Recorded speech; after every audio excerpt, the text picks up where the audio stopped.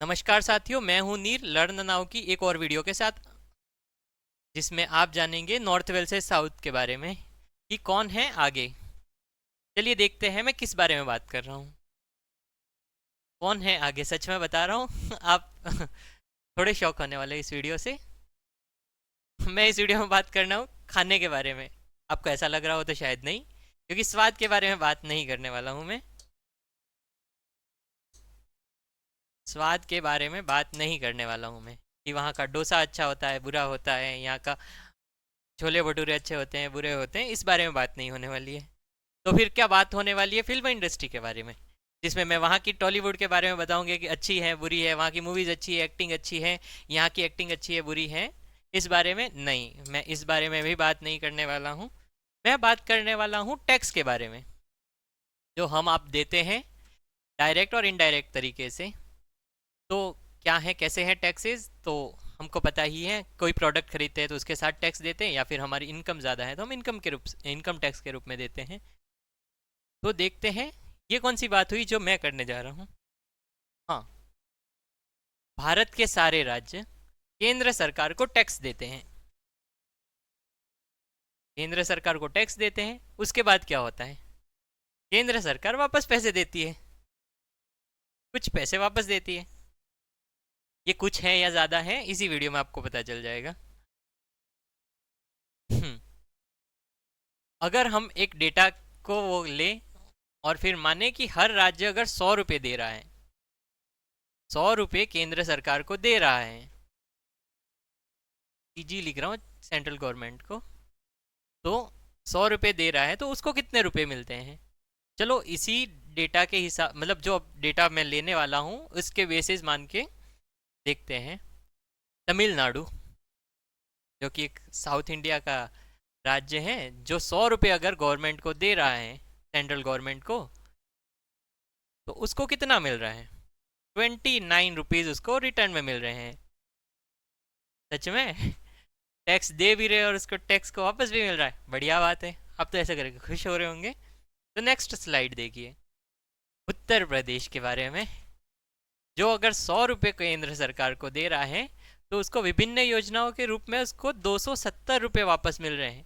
आप तो शौक हो गए थे, इससे कुछ स्लाइड्स पहले बता रहे थे कि कुछ पैसे वापस मिलते हैं और यहाँ पे इतने सारे। चलिए जी, एक और राज्य के बारे में जानते हैं। हाँ जी, अब है बिहार की बात। यहाँ पे अगर केंद्र सरकार को बिहार सरकार 100 रुपये देती है, तो बिहार को वापस कितने मिलते हैं? 700 रुपये।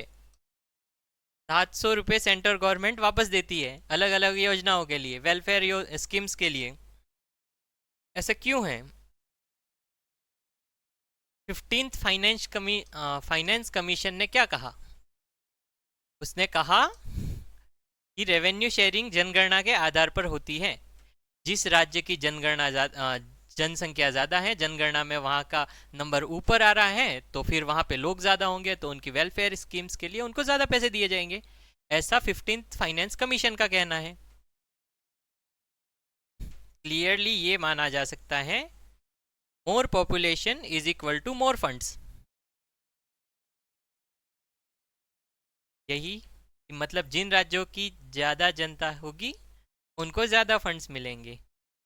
हाँ, इसके अलावा कुछ और फैक्टर्स पे भी बात होती है, कुछ और पैरामीटर्स भी हैं, पर ये मेनली है कि जितनी जनसंख्या ज़्यादा होगी। अब जैसे नरेगा को ही देख लो, पर इंसान को 100 रुपये देने हैं एक बारी में, तो अगर कम जनसंख्या होगी तो उस राज्य को कम पैसे में काम हो जाएगा, अगर ज़्यादा जनसंख्या होगी तो उस राज्य को ज़्यादा देने होंगे।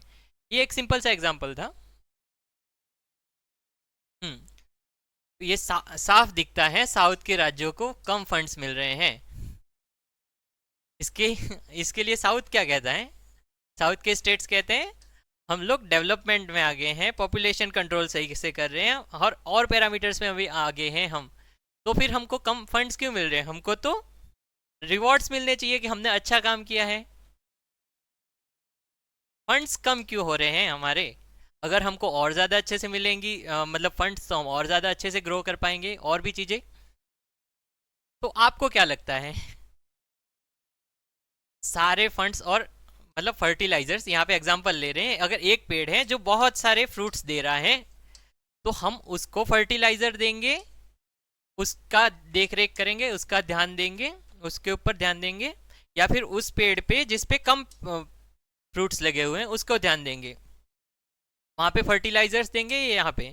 या ऐसा तो नहीं होगा कि यहाँ पे हम फर्टिलाइजर देना ध्यान देना बंद कर देंगे तो क्या पता ये वो कर जाए, और इसको मतलब यहाँ से तो हमको कम ग्रोथ हो रही है, हमको कम मिल रहा है, तो सारा ध्यान यहाँ पे दे दे तो क्या पता ये इससे जो मिल रहा है वो भी बंद हो जाए। तो इसके बारे में आपका क्या सोचना है? आप अपने कमेंट्स ज़रूर बताएं कि क्या है। और फाइनेंस कमीशन का ये जो कहना है कि जनसंख्या के आधार पे वह है, तो इसके बारे में आपका क्या कहना है कमेंट्स में ज़रूर बताना। Thank you so much. Learn now को फॉलो कर लीजिए, सब्सक्राइब कर लीजिए, और टेलीग्राम पे पीडीएफ अवेलेबल है तो आप यहाँ से डाउनलोड कर लेना इसकी, और कमेंट में ज़रूर बताना कि आपको क्या लगता है